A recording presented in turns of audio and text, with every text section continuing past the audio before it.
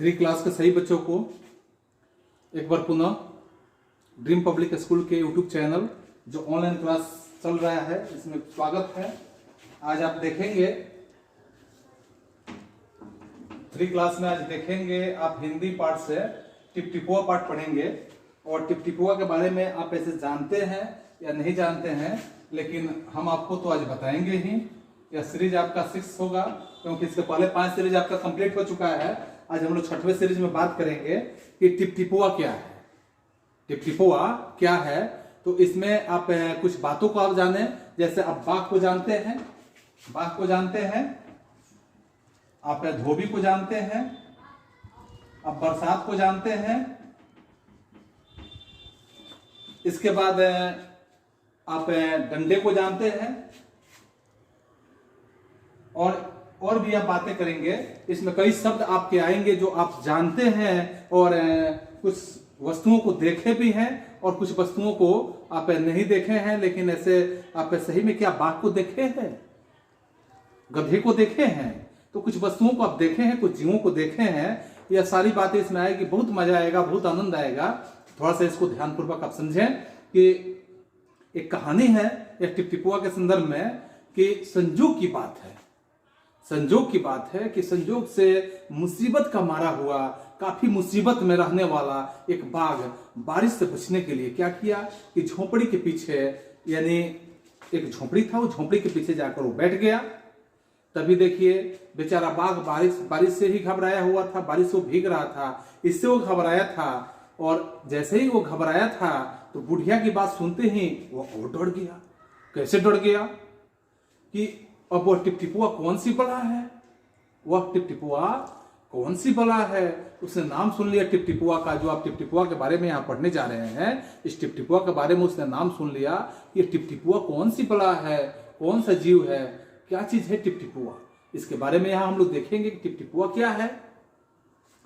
तो जरूर यह एक बड़ा ही जानवर है। यह टिपटिपुआ जो है जरूर ही कोई बड़ा जानवर है। तभी तो बुढ़िया ने शेर बाघ से ज्यादा, यानी कि शेर से भी ज्यादा, बाघ से भी ज्यादा टिपटिपुआ से डरती है। यानी बुढ़िया जो है शेर और बाघ से ज्यादा किससे डरती है कि वह टिपटिपुआ से डरती है।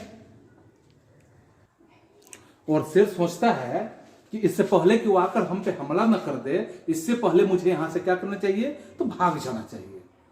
बाघ ने ऐसा सोचा और झटपट क्या किया, जैसे ही ऐसा सोचा उसने झटपट वहां से दम दबाकर भाग गया।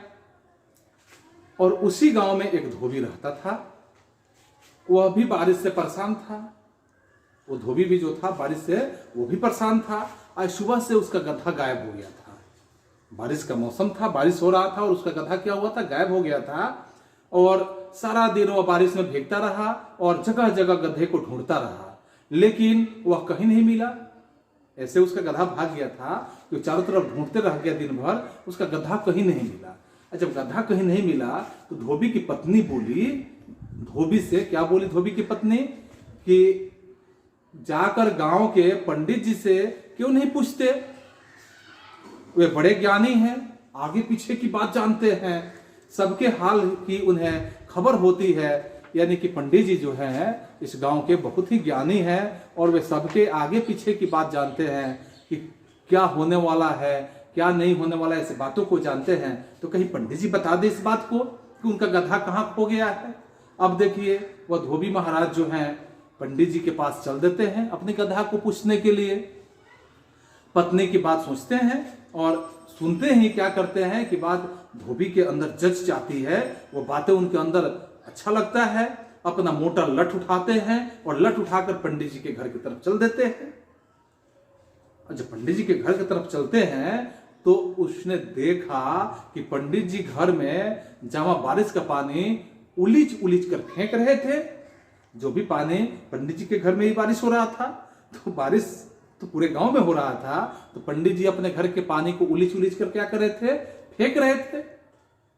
अब क्या था कि धोबी ने बेसब्री से पूछा, पंडित जी से पूछा, क्या पूछा, महाराज मेरा गधा सुबह से नहीं मिल रहा है, सुबह से ही मेरा गधा गायब है, और जरा पोथी बांच दीजिए और पोथी बांच कर बताइए तो आखिर में वो है तो कहाँ है, कहाँ मेरा गधा चला गया है। सुबह से यानी पानी उलिचते उलिचते पंडित जी थक गए थे, क्योंकि सुबह से ही बारिश हो रहा था, तो बारिश से पानी को उलझ उलझ के फेंक रहे थे, तो थके हुए थे। धोबी की बात सुनी तो झुझला पड़े और बोले, यानी कि धोबी की जैसे बात सुने तो माने नाराज हो गए।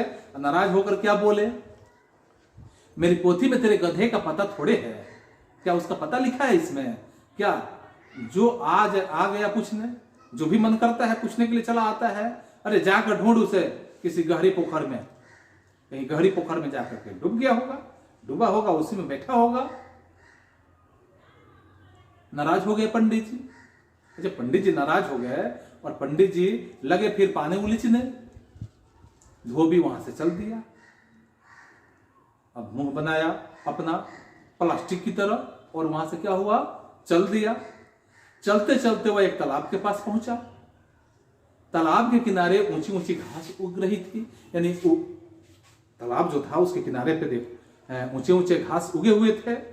तालाब के किनारे जो ऊंची ऊंची घास थी, तो धोबी घास में गधे को ढूंढने लगा। हो सकता है कि गधा इसी घास में घास खा रहा हो, लेकिन किस्मत का मारा बेचारा बाघ, वो तो किस्मत का मारा हुआ था जो टिपटिपुआ से भागा था वहां।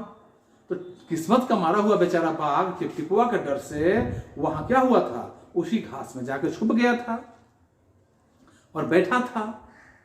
धोबी को लगा कि बाघ ही उसका गधा है, यानी धोबी जैसे ही बाघ को देखा तो उसे लगा कि यही उसका गधा है। उसने आओ देखा न ताओ, और क्या किया, लगा बाघ पर मोटा लठ बरसाने। जो बाघ बैठा हुआ था उसी पे मोटा लठ से वो बारिश करने लगा, लठ बरसाना शुरू कर दिया। अब देखिए बेचारा बाघ इस अचानक हमले से एकदम घबरा गया कि आखिर में ऐसे क्या हो गया। तो बाघ ने मन ही मन सोच लिया, लगता है यही टिपटिपुआ है। बाघ को लगा कि यही टिपटिपुआ है। आखिर इसने क्या किया कि मुझे ढूंढ ही लिया कि हम कहां हैं। अब अपनी जान बचानी है तो यह जो कहे चुपचाप करते चलो, और नहीं तो यह मुझे जिंदा छोड़ने वाला नहीं है। तब देखिए आगे क्या हुआ। आज तूने बहुत परेशान किया है, मार मार कर मैं तेरा कचूमर निकाल दूंगा, ये धोबी बोल रहा है। ऐसा कहकर धोबी ने बाघ का कान पकड़ लिया और कान पकड़ा और उसे क्या किया, खींचता हुआ घर की तरफ चल दिया। और बाघ बिना चू चपड़ किए भीगी बिल्ली की तरह धोबी के पीछे पीछे पीछे पीछे चलते रहा। घर पहुंचकर धोबी ने बाघ को क्या किया कि बाघ को खूंटे से बांध दिया और सो गया। बाघ को खूंटे से बांध दिया और बांधकर क्या किया कि सो गया आराम से। सुबह जब गांव वालों ने धोबी के घर के बाहर खूंटे से एक बाघ को बंधे देखा तो उनकी आंखें खुली की खुली रह गई। कैसे, ऐसे, समझ रहे हैं ना। यानी गांव वालों ने जब देखा कि धोबी के द्वार पर एक गधे के बजाय क्या है कि एक बाघ है, तो गांव वालों की आंखें खुली की खुली रह गई। सब लोग परेशान हो गए कि क्या आगे क्या होना था। तो आप समझ रहे हैं। इस पे कुछ प्रश्न हैं जो आप सभी को प्रश्न बनाने हैं। अब जैसे देखिए कि आप नोट करेंगे प्रश्न को। जैसे मैं आपका इस कौन किससे परेशान है, यहां लिखेंगे कि कौन किससे परेशान है। कौन किससे परेशान। इसमें आपको कुछ प्रश्न दिए जा रहे हैं, जिस प्रश्न का उत्तर बनाना है कि इस कहानी में लगता है कि सभी परेशान थे, बताओ कौन किससे परेशान था। इस कहानी में सभी परेशान थे, बताओ कौन किससे परेशान था। कौन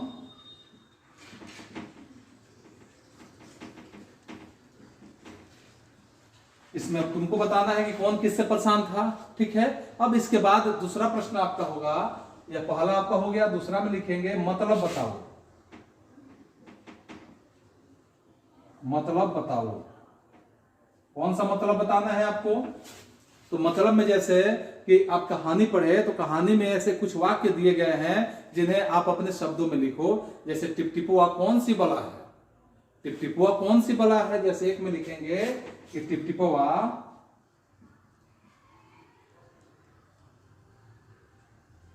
कौन सी बला है, ठीक है। दो में लिखेंगे कि पत्नी की बात धोबी को क्यों जच गई, पत्नी की बात धोबी को क्यों जच गई।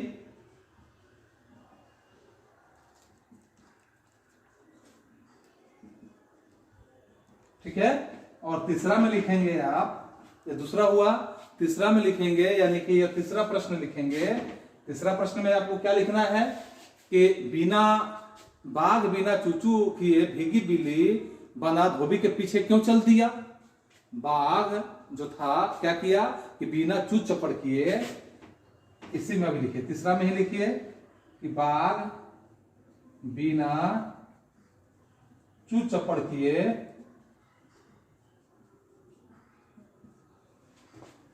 धोबी के पीछे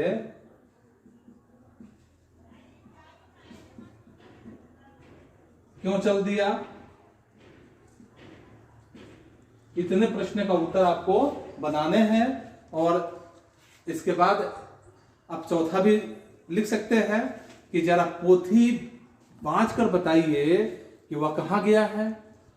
किसने कहा, जरा पोथी बांच कर बताइए कि वह कहां गया है, यह बात किसने कहा। और इतने प्रश्न का उत्तर बना के आप प्रत्येक दिन की भांति आज भी वही काम करेंगे कि मेरे व्हाट्सएप नंबर पर सेंड करेंगे। आज के लिए बस इतना ही, फिर हम मिलेंगे अगले क्लास में। तब तक के लिए बच्चों थैंक यू, दैट्स ऑल।